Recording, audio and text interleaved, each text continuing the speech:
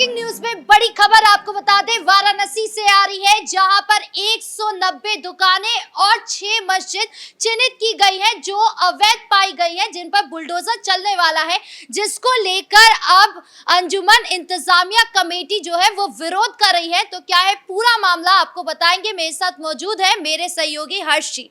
Sir, सबसे पहले मस्जिद की बात करते हैं, मस्जिद को लेकर इतना बवाल क्यों हो रहा है? देखिए, तकरीबन 7 मस्जिदें वाराणसी में ऐसी है जो कि चिन्हित की गई है। हालांकि ऐसा नहीं है, उससे पहले भी उसका सर्वे कराया गया था और ये कहा गया था कि जब वो अवैध पाई जाएगी तो उस पर लाल निशान लगाया जाएगा। और जो तस्वीर हम अपने दर्शकों को अभी दिखा रहे हैं, मस्जिदों पे लाल निशान की है, क्योंकि नमाजी उसका विरोध कर रहे थे। और क्योंकि शुक्रवार को जब टीम पहुंची थी तो सर्वे किया गया था कि कौन कौन सी मस्जिदें अवैध हैं और उन मस्जिदों को तोड़ा जाएगा। लेकिन आज की अगर बात करें तो आज लाल निशान उस पर लगाया गया है, जिसका अंजुमन इंतजामिया मस्जिद कमेटी विरोध कर रही है। और ये बार बार कह रही है कि आखिर आप मस्जिद को नहीं तोड़ सकते हैं।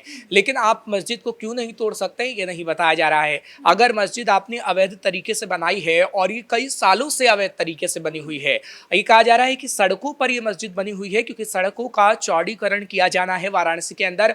और 2027 से पहले इस सड़क को चौड़ा करने की बात कही गई है प्रशासन की तरफ से, और इससे पहले इन मस्जिदों को तोड़ा जाएगा। हालांकि 7 मस्जिदें हैं और तकरीबन 14 मज़ार हैं, और ये कहा जा रहा है कि 130 से ज़्यादा मकान हैं। तकरीबन 200 जगह ऐसी चिन्हित की गई है जो अवैध तरीके से बनाई गई हैं और उन्हीं को तोड़ा जाएगा। लेकिन जो बवाल काटा जा रहा है वो अंजुमन इंतजामिया कमेटी की तरफ से काटा जा रहा है। वो कह रहे हैं कि कई लोगों की जिम्मेदारी हमारे पास है जो मस्जिद में काम करते हैं, उनमें से कोई दिव्यांग भी हैं, उनकी जिम्मेदारी हमारे पास है। अगर आपने मस्जिदों को तोड़ दिया तो वो आखिर कहाँ जाएंगे, क्या करेंगे? लेकिन जब वो मस्जिद अवैध तरीके से बना रहे थे तब उन्हें वो सोचना चाहिए था कि आखिर क्यों वो मस्जिद को अवैध तरीके से बना रहे हैं। शायद अगर वैध तरीके से मस्जिद को बनाया जाता तो बुलडोजर ना चलता। और तकरीबन ये सालों से मस्जिद बनी हुई है, लेकिन समाजवादी पार्टी की सरकार ने इस पर ध्यान नहीं दिया। ना तो विकास कराया, ना तो सड़कों का चौड़ीकरण किया गया।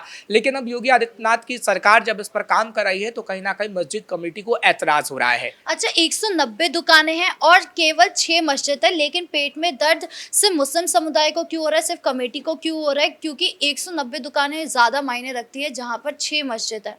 देखिए, यही सवाल है कि क्या दुकानों को नहीं तोड़ा जा रहा? क्या वो दुकानें हिंदुओं की नहीं हैं? क्या वहाँ पर ऐसी चीज़ें नहीं हैं जहाँ पर तोड़ने का उससे विरोध किया जाए? क्योंकि 194 दुकानें कम नहीं होती हैं और उन दुकानों को ये कहा गया है कि सड़क के आगे बढ़ाकर बना दिया गया है, लेकिन वो सभी दुकानें तोड़ी जाएंगी। जब उन दुकानों को तोड़ा जा रहा है तो उन दुकानों को तोड़े जाने का विरोध क्यों नहीं कर रही है इंतजामिया कमेटी? सिर्फ मस्जिदों को लेकर क्यों विरोध किया जा रहा है? अगर आपको विरोध ही करना है तो आप सभी चीज़ों का करिए ना, क्योंकि हिंदुओं की दुकानें भी तोड़ी जा रही हैं। आप सिर्फ अपने कौम के लोगों के लिए सुरक्षा चाहते हैं, लेकिन दूसरे कौम के लोगों की सुरक्षा नहीं चाहते हैं। अगर आपको सुरक्षा चाहिए तो आप सभी कौम के लोगों की सुरक्षा की मांग करिए, डिमांड करिए सरकार से, लेकिन ऐसा नहीं है। और अंजुमन इंतजामिया कमेटी ने हालांकि पत्र भी लिखा है डीएम को, उस पत्र में लिखा गया है कि हमारे पास कई लोगों की जिम्मेदारी है जो मस्जिदों को संभाल रहे हैं, वो क्या करेंगे। लेकिन ना तो डीएम इसकी जिम्मेदारी लेंगे, डीएम सिर्फ ये चिन्हित करेंगे कि हाँ, कहाँ पर मस्जिदें अवैध तरीके से हैं, उन मस्जिदों को किस तरीके से तोड़ा जाए और सड़कों का चौड़ीकरण किया जाए ताकि वाराणसी में विकास हो पाए। क्योंकि हम देख रहे हैं कि वाराणसी प्रधानमंत्री नरेंद्र मोदी का संसदीय क्षेत्र है और योगी आदित्यनाथ और प्रधानमंत्री नरेंद्र मोदी की जोड़ी किस तरीके से कमाल करती रही है, और विकास में कोई चीज बाधा बने ये योगी आदित्यनाथ नहीं चाहते हैं। और जो मस्जिदें हैं, जो 7 मस्जिदों का हम जिक्र कर रहे हैं, वो विकास में बाधा बन रही हैं और उनको तोड़ा जाएगा। लेकिन अभी बवाल मचा हुआ है। ये कहा जा रहा है कि अभी पुलिस की टीमें उन 7 मस्जिदों के पास तैनात की गई हैं, लेकिन अगर जरूरत पड़ी तो और भी अतिरिक्त सुरक्षा बलों की तैनाती की जाएगी।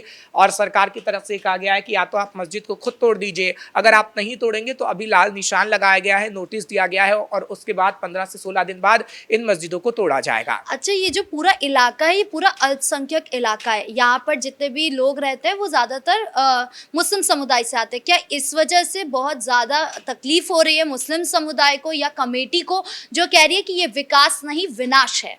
देखिए वो कह रही है विकास नहीं विनाश है, लेकिन आपने कहीं ना कहीं विनाश जैसी सिचुएशन खुद ही क्रिएट की है, क्योंकि विकास तो किया जाना तय है। जब तक विकास नहीं होगा जब तक लोगों को परेशानी होगी, क्योंकि ऐसा तो है नहीं कि पूरे वाराणसी में सिर्फ अल्पसंख्यक लोग ही रहते हैं, तमाम लोग रहते हैं वहां पर, और वो लोग चाहते हैं कि वाराणसी का विकास हो, और वाराणसी का विकास धीरे धीरे बड़ी तेजी से हुआ भी है। और अगर उस एरिया का विकास नहीं किया जाएगा, जिस एरिया में 194 दुकान अवैध तरीके से बनी हुई हैं और 7 मस्जिदें कहीं ना कहीं विकास में बाधा बन रही हैं, तो लोग ही सवाल उठाएंगे कि हमने तो आपको विकास के लिए लाया था, क्योंकि बीजेपी सरकार जब आई थी तो उनकी तरफ से नारा दिया गया था सबका साथ सबका विकास, और अब वो विकास ही नहीं करेगी तो लोग तो सवाल खड़े करेंगे कि भैया आप तो विकास के मुद्दे पर आए थे लेकिन आपने विकास नहीं किया, तो अब विकास करो तो दिक्कत, ना करो तो दिक्कत। और इसका दिक्कत अखिलेश यादव को भी होने वाला है, क्योंकि अखिलेश यादव 190 दुकानों पर ध्यान नहीं देंगे। वो सीधा यही कहेंगे कि मुस्लिम समुदाय को टारगेट करने के लिए इस तरीके का एक्शन लिया जा रहा है। देखिए संभल में तो बर्क मैदान में उतरे ही हुए हैं। हमने अपने दर्शकों को खबर बताई थी कि कैसे जियाउर रहमान बर्क की तरफ से कहा जा रहा है कि मुस्लिमों को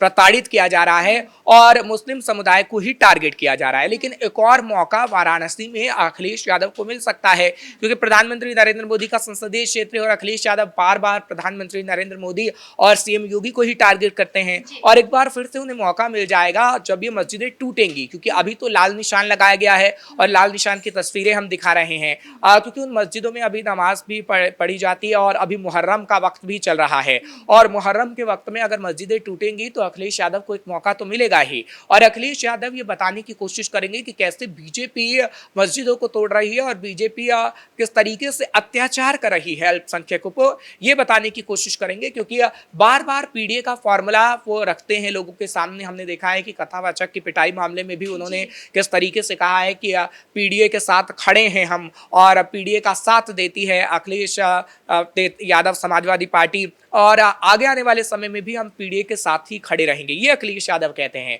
और वाराणसी में जब एक बड़ा मुद्दा मिलेगा तो हम देखेंगे, क्योंकि वाराणसी में कांग्रेस इस मुद्दे को नहीं छोड़ना चाह रही है। अजय राय का पहले ही बयान सामने आ चुका है। अजय राय ये कह रहे हैं कि वाराणसी के लोगों ने तो प्रधानमंत्री नरेंद्र मोदी को इसलिए चुना था कि कहीं ना कहीं प्रधानमंत्री नरेंद्र मोदी सभी लोगों का विकास करें, लेकिन वो तो सिर्फ एक विशेष समुदाय को प्रताड़ित करने में लगे हुए हैं। इस तरीके से योगी आदित्यनाथ के लिए भी कहा जा रहा है, तो समाजवादी पार्टी तो ये मौका बिल्कुल नहीं छोड़ेगी। अच्छा, मस्जिद कमेटी जो है वो ये भी आरोप लगा रही है कि आप मुहर्रम के मौके पर जानबूझकर इस तरीके का एक्शन ले रहे हैं ताकि उत्पादी जो है वो उत्पाद मचाए या फिर माहौल खराब हो, ऐसा है? देखिए ऐसा नहीं है, क्योंकि मुहर्रम से पहले ही सर्वे कराया गया था और उस सर्वे में ये तमाम मस्जिदें अवैध पाई गई थी, और मुहर्रम से पहले ही हमने देखा कि लाल निशान लगाने की शुरुआत हो चली थी।